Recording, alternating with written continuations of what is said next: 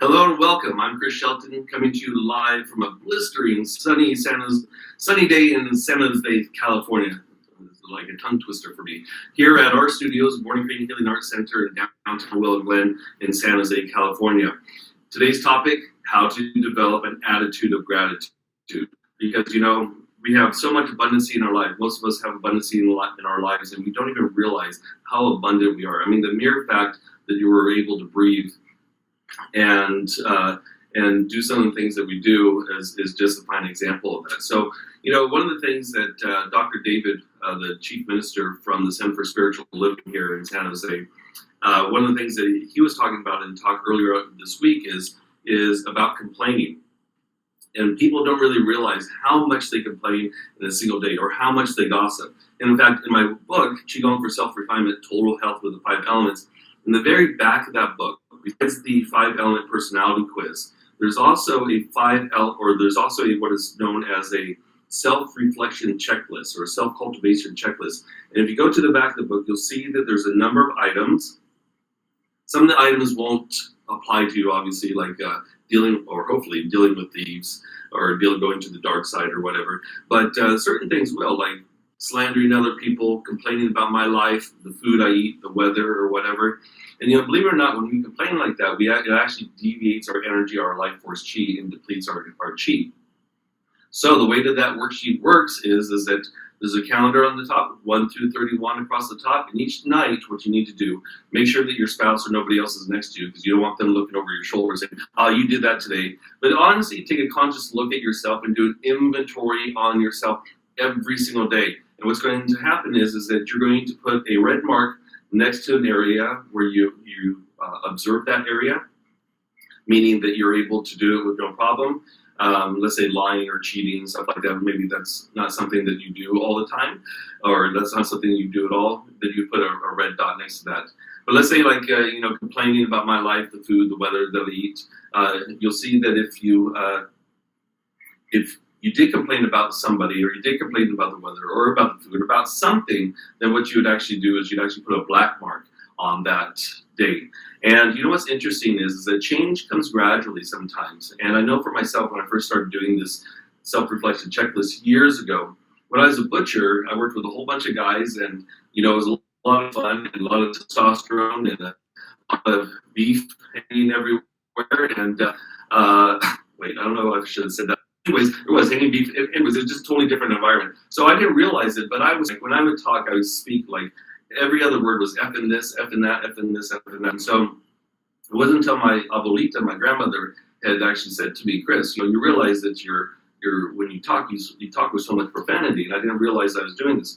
So what happened was that I would use that self-reflection checklist every time, and I go through the whole list, and then when I got down to swearing, for example, because that's one of my deficiencies, I would have to put a black mark. And for about 3 months, I had a black mark all the way across for the whole month for about 3 months. And then what starts to happen for you is that you start to pay attention. You start to become much more aware of how you're talking. And so when I start to say something that had profanity behind it, then what would happen is that I would actually catch myself. So guess what started to happen? I actually started to have more and more days where there's red marks next to the times or the days of the week that I did not use any profanity. And eventually I was able to change that. Not that there's never any profanity that ever comes out of my mouth. I'm not a saint, but definitely speaking the way that I talk nowadays is totally changed from doing that self-reflection checklist. And one of the things, again, going back to our subject today about attitude for gratitude, is not complaining. Because actually when you complain, when you speak profoundly, when you talk behind another person's back, when you put other people down, it actually depletes your stomach chi, your stomach energy. And this energy in your stomach here, in the spleen, this is our earth element, and this earth element is responsible for harmonizing all of the other elements and organs inside the body. So it's really imperative to speak clearly, and also to be able to speak without any negative connotations behind whatever it is that you're talking about. So going back to Dr. David from the Center for Spiritual Living, what he suggested was that here I have this little bracelet on, And if I notice that, or somebody that's playing along with me, so my wife Parisa is actually doing this, we're having this little, not a contest, but observance together, keeping each other accountable, that if we catch one another complaining or slandering somebody else or just being negative in general, then what you do is you take this band off, and actually then you switch it to the other wrist as a constant reminder that you're doing this. Now, you'll be surprised, if you're really sincere about this, and it's a lot more fun if you have somebody else doing it with you to call you out. But you actually will see how much you actually will have to change the band throughout the day, all right? Especially if you're somebody that complains a lot or has something bad to say, negative to say. If you're somebody who's very judgmental, this might be one way to help you be able to be aware of this and how you're actually depleting your energy by being so judgmental. And so again, a very simple practice. If you're doing this by yourself, you just pay close attention. And if you catch yourself complaining or being judgmental about a situation or a person, then you go ahead and switch it to the other wrist. If you're playing with somebody else, a friend or a spouse or whatever, then what you do is they would hold you accountable just like you hold them accountable. So such a simple technique, and thank you, David, from the Center for Spiritual Living for offering this simple and effective tool, because it's really about being aware. And when we talk about consciousness, about being aware of our thoughts, it's our actions as well too. So having this attitude of gratitude, how can I have this? And how can I have it if I am being pessimistic? How can I have it if I am being negative or if I am being judgmental? So one of the ways you can tell if somebody is pessimistic is actually their mouth. When their mouth is closed, their mouth will actually be turned down. And what's interesting is that if you talk to people and you say, well, you're kind of pessimistic because I see your mouth is turned down like that, they'll say, no, I'm not. And it's different for everybody, I'll give you an example. My father has a lot of friends, and he's like the support person for his group of friends. And he's a chatty Cathy, likes to talk a lot and such. But if you listen to him talk sometimes, at least before he had the stroke anyways, and not so much now, he would say things like, oh, well, Chris, I don't know how you do what you do. The economy's bad or whatever. And I say, Dad, I don't think that way. That's not my thought process. It's not even in my scope. Even if the economy was bad or whatever, there's still people that need help and need healing. So sometimes we think that we're not pessimistic. And this sign here with the mouth, if the mouth is turned pointing down as you have your mouth closed, is a telltale sign that there is pessimism in the way that you speak. So if you want to change that, and the whole nice thing about face reading is that it actually tells you the honest truth about what is going on with within your environment. So there's a little glitch in the matrix here for some reason. So I hear an echo of my own voice in the background. So anyways, the way to turn that frown upside down into a smile is to be aware of what is going on around you, and to be aware of when you're talking negatively and when you're being very pessimistic or being very judgmental. So one of the things that I like to do in the morning before I get out of bed is, before jumping up out of bed, I like to give 10 things that I'm grateful for. And if 10 things is too much for you in the very beginning, okay, start off with 5 things you're grateful for. And you do this every single morning. Say, I'm grateful to have this breath of air. I'm grateful to have this day. I'm grateful to have the food and the air and the drink in order for me to survive this day. I'm grateful for my family. I'm grateful for my health. I'm grateful for my business. Even if you can't think of anything else throughout the week and you repeat the same thing, what you're grateful for over and over again, that's okay. We have to start off somewhere. So 2 tools so far. Number 1 is the bracelet. Paying attention if you're being negative, pessimistic, or being judgmental about a situation or a person. Number 2, the self-reflection checklist that's in the back of my book that also will hold you accountable. So doing a daily inventory as far as how you're conducting yourself each day, and you do it at the end of the day, and be honest with yourself. Okay, and then number 3 is then go ahead and do things or list 10 things that you're grateful for. And again, if you look at yourself in the mirror and the mouth is pointing downward, it means that you're somewhat pessimistic.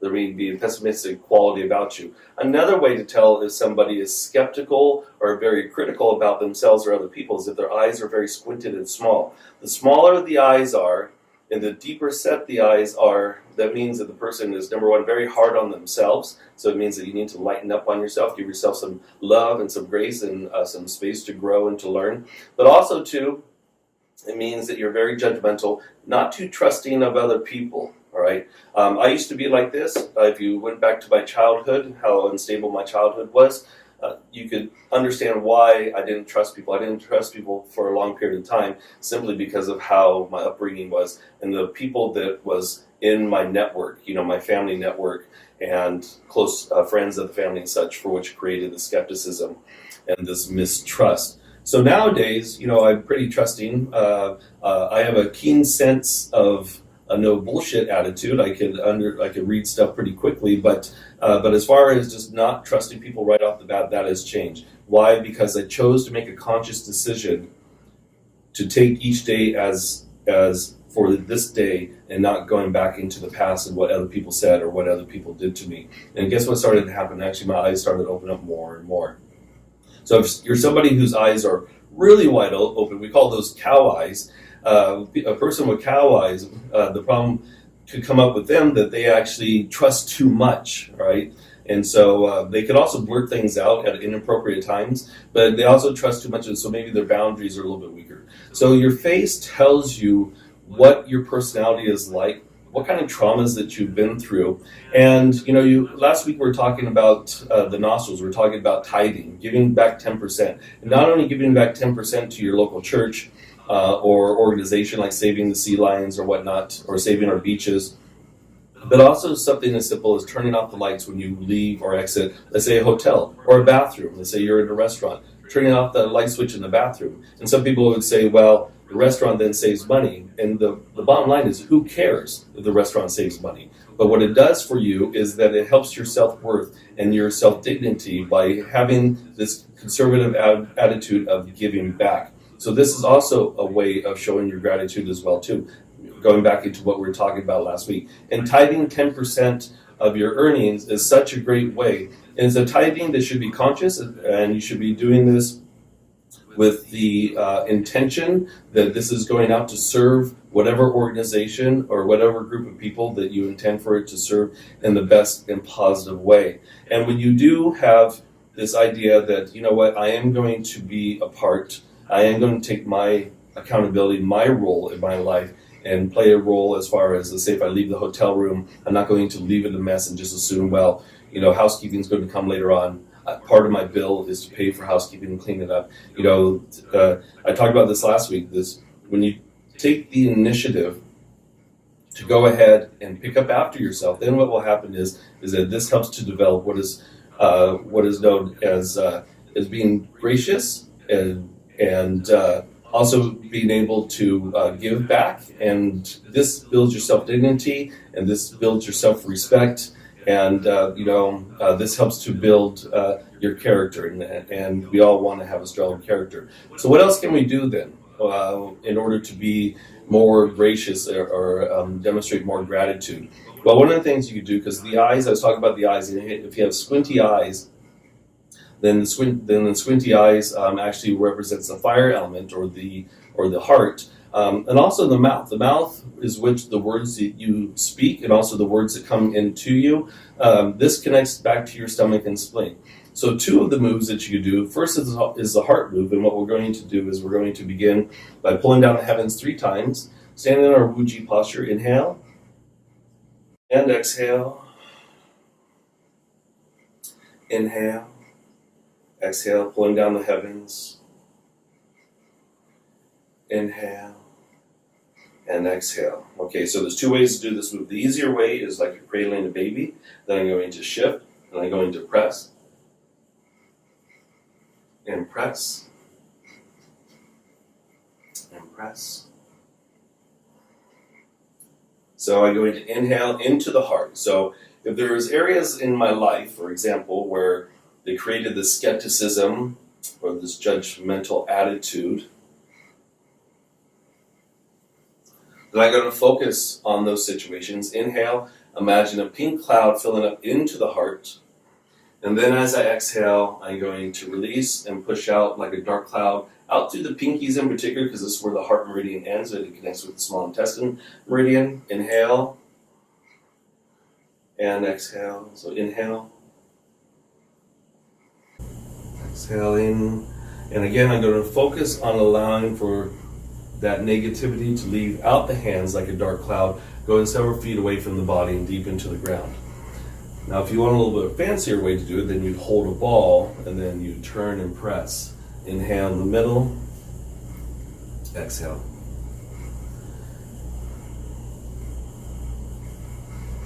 So going back to what I was saying about building the strong character, what it's referred to, and I was talking about this last week, Jim Rohn actually refers to it as intelligent self-interest.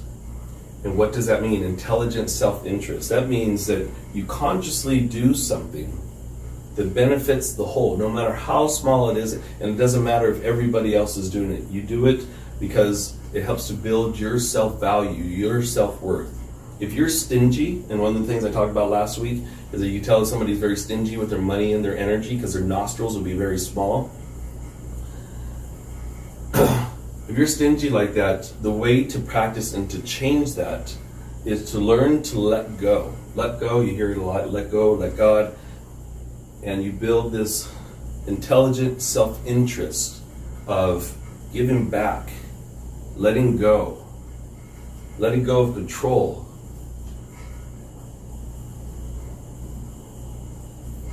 And even if an organization or a group makes extra money on you having this attitude of gratitude, it doesn't. The bottom line is it doesn't really matter at the end of the day. It's really about your part in the whole. Last night I gave a talk at East West Books on how you could heal your body. East West Books in Mountain View, California, and one of the things I talked about is inflammation, and inflammation is such a key word nowadays because so many people have Lyme or lupus or RA, something of that nature. And there's different ways that inflammation comes up. Yes, poor diet, eating foods that are not healthy, they're not grown organically, will also help to contribute to this inflammation. But negative emotions that we store in our body, greediness is a negative emotion, stinginess is a negative emotion, being judgmental is a negative emotion. Being critical of ourselves and other people is a negative emotion. You store this stuff for a long period of time, it also contributes to the inflammation. Also not including your environment. Who are you surrounding yourself with? For myself and Parisa, we choose to surround ourselves with positive, upstanding individuals that want to help society. And the old saying is that if you want to become successful, hang around successful people. Who's in your environment is a direct reflection of you. So anyways, when we let go of this self-criticalness, this judgmentalness, then what happens is that fills up the heart instead is love. And it's not just the romantic type of love, but it's the universal love that all beings innately should have for one another. So I'm going to inhale, exhale, press. I'm going to come back to the middle here. Finish by pulling down the heavens 3 times. Inhale and exhale. Inhale and exhale. Inhale and pulling down. Okay, so the next one here, going back to the spleen and the stomach, and again, the mouth is the entryway for nutrients. This is healthy nutrients. This is healthy words from people around us. So going back to our environment and the people that we choose to be around, making sure that those people are giving us positive reinforcement and are loving and caring and are supportive of our cause, not being negative, not trying to suppress us, not trying to pull us down. Okay, so it's not only the words that we speak about other people and what we say about other people in other situations, but it's also the words that come in that also affect our stomach, spleen, and pancreas. So the spleen move is very simple. You begin by pulling down the heavens 1 time, inhaling, and then exhaling. Imagine the fingers become like long hollow straws that enter deep into the earth. I'm going to imagine there that I form like a triangle or a diamond. I'm going to find a pivot point on the ceiling and I'm going to rotate around that pivot point. Okay, I'm going to inhale, center, exhale as I turn. Now I'm going to imagine a yellow cloud filling up into my spleen, which is about the size of a small grapefruit on the left side of the body. Helps to transfer food into blood, recycles blood, or the blood cells, their blood cells, promotes white blood cells. Okay, so I'm going to focus on the spleen and any kind of apprehension or worry. Am I worried about what somebody's thinking or saying about me? Am I getting caught up in what somebody has said and trying to over-intellectualize or over-analyze what the person has just said? Well, that would create a dysfunction of the spleen. So if somebody says something to you and you go home and you play it over in your head over and over again, you wake up in the middle of the night, you're like, what did that person really mean by that? They were implying X, Y, and Z. That's actually creates a disharmony in the stomach and the spleen. So you'd focus on that circumstance, inhale, a yellow cloud, exhale, and you would allow for that to leave like a dark cloud, going out through the feet, several feet away from the body and deep into the ground. Now, if that's too hard on your shoulders, you could actually turn through the midsection, shifting my weight back and forth. Again, I'm going to be looking at my palms, and it's almost like I'm wringing out this organ on the left side of the body. Imagine that yellow cloud coming in, filling up into the left side. So having this attitude of gratitude is letting go of perceived thoughts or projections from other people. What you think somebody's thinking about you or saying about you. As Eckhart Tolle says, at the time of your death, when you return back to source, the only things that are good in your nature is what goes with you. So we're focusing on your innate good nature that all of us are born to have. And for some of us, it takes us a while to get back to that innate good nature, the simplistic nature for which the Tao, God, intended for all of us. Okay, so I'm going to allow for those worries of pessimism, those worries of what people are thinking of me, saying. I'm going to allow that to float away out through the bottom of the feet like a dark cloud going several feet away from the body and deep into the ground. And then from there, the positive virtue of peace of mind and serenity comes in. Because if we're able to calm down the mind chatter, then we achieve a state of emptiness. And we achieve a state of calmness. Okay, so again, the words that are spoken from your mouth, pay attention and have somebody hold you accountable. The little bracelet idea, such a simple, clever way to be reminded of when you're being critical, self-critical. And the more that you let go of this criticalness about people and situations, then the more this attitude of gratitude naturally will start to flow in. And then your digestion comes down and works efficiently, then it communicates with all the other organs, and then the whole organism as a whole functions smoothly, and the person is vibrant, happy, open, present. Okay, and then we're going to finish by pulling down the heavens 3 times, inhaling and exhale. Inhale. Exhale. Just allow for the white light to come in and cleanse the body. Inhale. Exhale. All right, and there you go. So I give you a few practices today in order to help you have this attitude of gratitude. And one of the key words I used last week, this wasn't my keyword, this actually came from the philosopher Jim Rohn, is having this this self. Some people may this intelligent self-interest, and this intelligent self-interest once again is doing things purposefully or mindfully to give back to the whole. And there's nothing wrong with that. That actually helps to build your character, helps to build self-esteem, helps to build this idea of gratitude.